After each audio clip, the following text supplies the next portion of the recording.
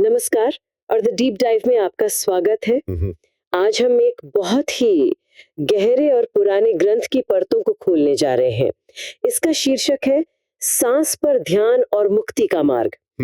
और इसकी शुरुआत एक बहुत पावरफुल सीन से होती है।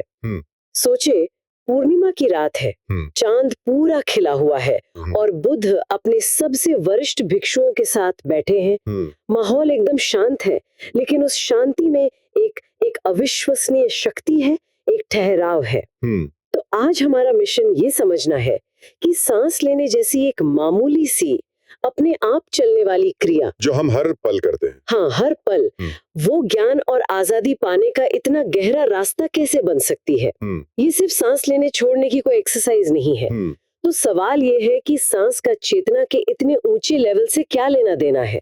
आइए इसी को समझने की कोशिश करते हैं। और यहाँ माहौल को समझना बहुत जरूरी है। ये कोई आम सत्संग या कोई मीटिंग नहीं है। पूर्णिमा की रात का एक अपना एक खास महत्व है और बुद्ध के साथ उनके सबसे पहुंचे हुए सबसे अनुभवी शिष्य हैं। ग्रंथ में यह भी बताया गया है कि जो सीनियर भिक्षु हैं वो अपने जूनियर भिक्षुओं को सिखा रहे हैं और वो नए शिष्य भी कमाल की तरक्की कर रहे हैं। तो ये सिर्फ एक शांत सभा नहीं है, ये एक कामयाब, एक फलता फूलता और बहुत ही वाइब्रेंट आध्यात्मिक समुदाय है जहां हर कोई आगे बढ़ रहा है। और यहीं से बात सही में दिलचस्प होनी शुरू होती है। बुद्ध, जो अब तक बिल्कुल चुप थे, वो अपनी चुप्पी तोड़ते हैं और उस सभा की तारीफ करते हैं। और वो जो शब्द इस्तेमाल करते हैं वो बहुत बहुत दमदार है। वो कहते हैं कि ये सभा बकवास से मुक्त है। पाली में इसे अपालापा कहा गया है। कोई फालतू की बात नहीं, कोई गॉसिप नहीं। फिर वो कहते हैं कि ये सभा सार में स्थापित है, यानी सारे प्रतिष्ठिता, और ये एक ऐसी सभा है जो दान, सम्मान और आदर के लायक है। किसी भी गुरु की तरफ से अपने शिष्यों के लिए इससे बड़ी तारीफ और क्या हो सकती है। और इस तारीफ के पीछे एक बहुत गहरा कारण है जिसे बुद्ध खुद बताते हैं।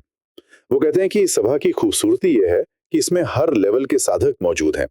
वो एक तरह से आध्यात्मिक तरक्की की एक सीढ़ी दिखा रहे हैं। सबसे ऊपर, सबसे ऊपरी पायदान पर अरहंत हैं।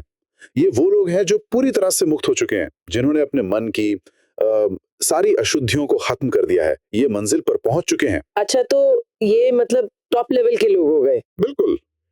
फिर एक पायदान नीचे है अनागामी, जिसका मतलब है न लौटने वाले। ये मंजिल के बहुत ज्यादा करीब हैं और अब इस दुनिया में वापस जन्म नहीं लेंगे। उसके नीचे हैं सकदागामी, यानी एक बार लौटने वाले। उन्हें दुख का पूरी तरह अंत करने के लिए बस एक बार और लौटना होगा।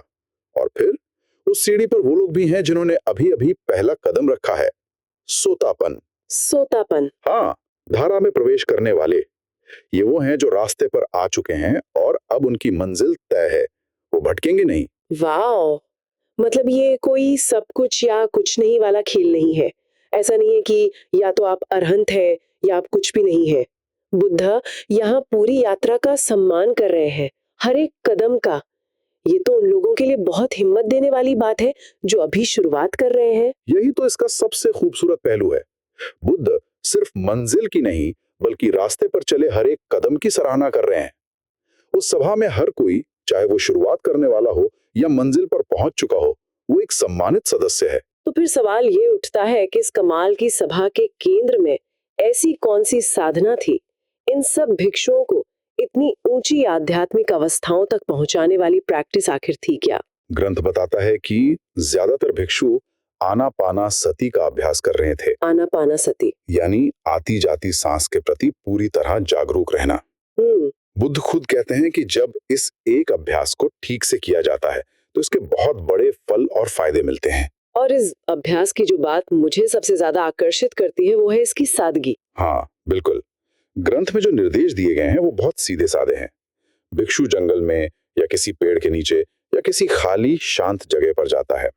वो आराम से बैठता है, अपनी रीढ़ की हड्डी सीधी रखता है और अपनी जागरूकता को अपने सामने स्थापित करता है। और फिर वो बस ध्यान से सांस लेता है और ध्यान से सांस छोड़ता है। कोई मुश्किल कल्पना नहीं, कोई मंत्र नहीं, बस सांस की जो अपनी कुदरती लय है उसके प्रति पूरी तरह से सजग हो जाना। एक मिनट, मुझे यहाँ एक विरोधाभास सा लग रहा है। एक तरफ आप कह रहे हैं कि अभ्यास बहुत सिंपल है, बस बैठो और सांस लो। दूसरी तरफ ग्रंथ में इसके 16 चरण 16 स्टेप्स बताए गए हैं, जिन्हें 4 हिस्सों में बांटा गया है। ये 16 चरण तो सुनने में बहुत जटिल लगते हैं। कोई नया साधक इन सब से घबरा नहीं जाएगा? बहुत अच्छा सवाल है और यही इस अभ्यास की गहराई है। ये जो 16 चरण हैं, ये कोई चेकलिस्ट नहीं है कि आपको टिक मार्क करना है। ये दरअसल एक नक्शे की तरह है। ये बताते हैं कि जब आप बस अपनी सांस पर ध्यान देते हैं, तो आपकी जागरूकता स्वाभाविक रूप से नेचुरली कैसे विकसित होती है। ये अपने आप खुलने वाली परतें हैं। चलिए पहले समूह को देखते हैं, जो पूरी तरह से शरीर पर केंद्रित है। ठीक है, बताइए। पहला कदम है बस ये जानना कि सांस लंबी है या छोटी। कुछ बदलना नहीं है, बस जानना।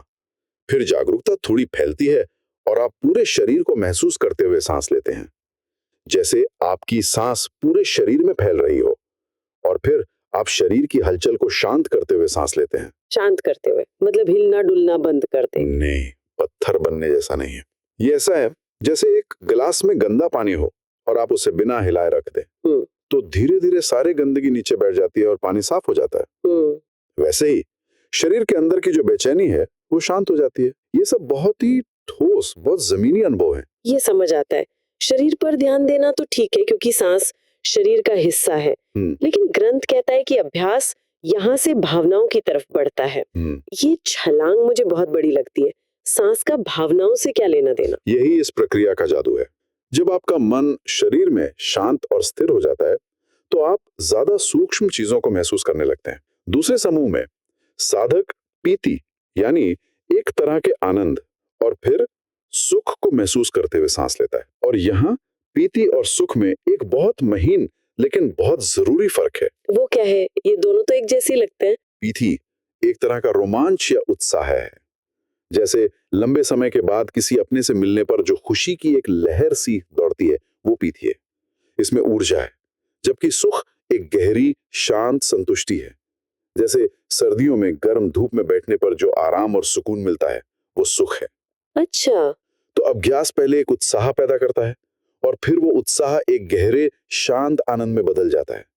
इसके बाद साधक मन की संरचनाओं को महसूस करता है और उन्हें भी शांत करता है। तो अब ध्यान सिर्फ शरीर पर नहीं बल्कि मन की ऊर्जाओं पर है। वाह, ये तो कमाल का फर्क है। मतलब ध्यान आपको सिर्फ शांत ही नहीं करता बल्कि खुशी और आनंद की अवस्थाओं से भी गुजारता है। तो शरीर और भावनाओं के बाद अगला पड़ाव क्या है? अगला पड़ाव और भी गहरा है, मन। तीसरे समूह में साधक सीधे मन के साथ काम करता है। वो मन को अनुभव करते हुए सांस लेता है, सिर्फ विचारों को नहीं बल्कि मन की अवस्था को, कि वो अभी कैसा है। फिर वो मन को खुश और हल्का करते हुए सांस लेता है। इसके बाद वो मन को एकाग्र या समाधिस्थ करते हुए सांस लेता है, उसे एक पॉइंट पर टिकाता है। और आखिर में वो मन को मुक्त करते हुए सांस लेता है। मन को मुक्त करते हुए, इसका क्या मतलब है? क्या मन को खाली करने की बात हो रही है? नहीं, खाली करने की नहीं, पकड़ छोड़ने की। हम अक्सर अपने विचारों को, अपनी धारणाओं को, अपनी योजनाओं को कसकर पकड़े रहते हैं।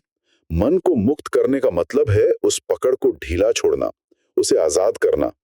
ये मन की प्रकृति को सीधे देखने और उसके बोझ को उतारने का एक बहुत ही एक्टिव चरण है। और अंतिम समूह वो कहाँ ले जाता है? अंतिम और चौथा समूह ज्ञान या धम्म पर केंद्रित है।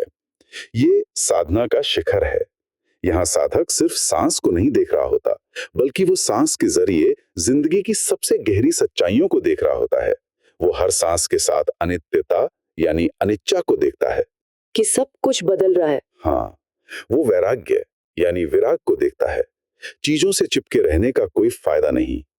वो समाप्ति यानी निरोध को देखता है कि हर चीज जो शुरू होती है वो खत्म होती है। और आखिर में वो त्याग यानी पटिनिसग्गा को देखते हुए सांस लेता है, हर चीज को जाने देने का भाव। तो एक मिनट रुकिए, इसका मतलब ये है कि आत्मध्यान का पूरा नक्शा जो इतना रहस्यमयी और मुश्किल लगता है, वो असल में हमारी हर एक सांस में छिपा हुआ है। ये तो कमाल की बात है। ये ऐसा है जैसे किसी ने ब्रह्मांड का राज एक साधारण से बीज में छिपा दिया हो। आपने बिल्कुल सही पकड़ा। ये सिर्फ सांस लेने की एक्सरसाइज की लिस्ट नहीं है। बुद्ध यहाँ एक बहुत स्पष्ट कारण और प्रभाव की श्रृंखला दिखा रहे हैं, एक डोमिनो इफेक्ट की तरह, जहाँ एक चीज दूसरे को गिराती है। तो ये डोमिनो इफेक्ट काम कैसे करता है? मतलब सांस पर ध्यान रखने से ये ज्ञान की अवस्थाएं पैदा कैसे हो जाती हैं? ग्रंथ इसकी बहुत सुंदर रूपरेखा देता है। पहला डोमिनो आनापानासति के ये 16 चरण जब ठीक से किए जाते हैं तो वो 4 सतिपट्ठान यानी जागरूकता के 4 आधारों को पूरा करते हैं। ये 4 आधार हैं शरीर के प्रति जागरूकता, भावनाओं के प्रति जागरूकता, मन के प्रति जागरूकता और मानसिक वस्तुओं या धम्म के प्रति जागरूकता। जैसा हमने अभी देखा, वो 16 चरण इन चारों को पूरी तरह से कवर करते हैं।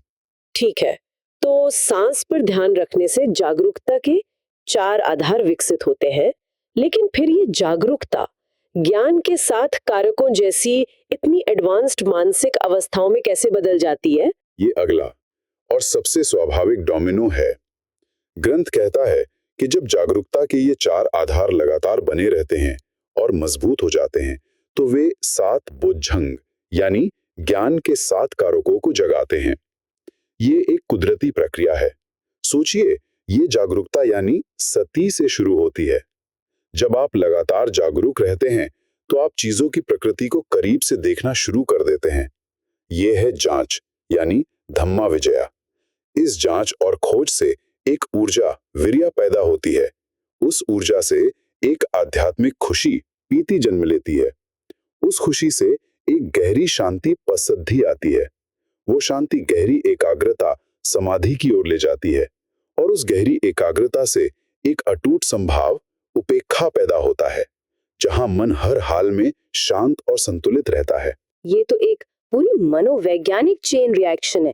ऐसा नहीं है कि हमें जबरदस्ती ऊर्जा या खुशी पैदा करनी है। अगर हम सिर्फ जागरूकता बनाए रखें तो बाकी सब अपने आप होता चला जाता है। और इस चेन का आखिरी डोमिनो क्या है? मंजिल क्या है? आखिरी और सबसे जरूरी डोमिनो। बुद्ध कहते हैं कि जब ज्ञान के ये 7 कारक पूरी तरह से विकसित हो जाते हैं, तो वो विद्या विमुक्ति को जन्म देते हैं। विद्या विमुक्ति यानी सच्चा ज्ञान और पूरी तरह से मुक्ति। यही अंतिम लक्ष्य है।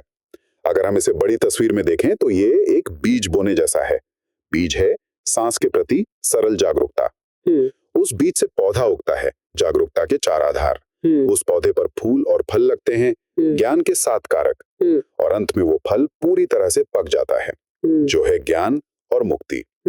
ये सब कुछ सही माहौल बनाने और प्रक्रिया पर भरोसा करने से होता है, जबरदस्ती से नहीं। तो हमने पूर्णिमा की उस रात बुद्ध और उनके भिक्षुओं की उस शक्तिशाली सभा से शुरू किया और सांस की एक साधारण सी जागरूकता से होते हुए पूरी मुक्ति तक का सफर तय किया।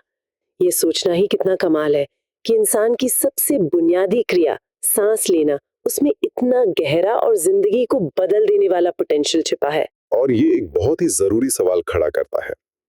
ये ग्रंथ हमें बता रहा है कि सबसे गहरी सच्चाई और आजादी कहीं बाहर की मुश्किल फिलॉसफी या कर्मकांडों में नहीं है। वो हमारे अंदर, हमारे शरीर की सबसे करीबी, सबसे लगातार चलने वाली और सबसे आसानी से उपलब्ध प्रक्रिया में मौजूद है। हमें कहीं और जाने की जरूरत ही नहीं है। और यहाँ एक आखिरी विचार है जिस पर सोचा जा सकता है। हमारी जिंदगी में क्या बदल सकता है अगर हम हर सांस को सिर्फ जिंदा रहने का एक जरिया न मानकर खोज, समझ और ज्ञान का एक मौका माने। हर सांस एक मौका है अपने घर वापस आने का, जागरूक होने का और जिंदगी को ठीक वैसे ही देखने का जैसी वो है।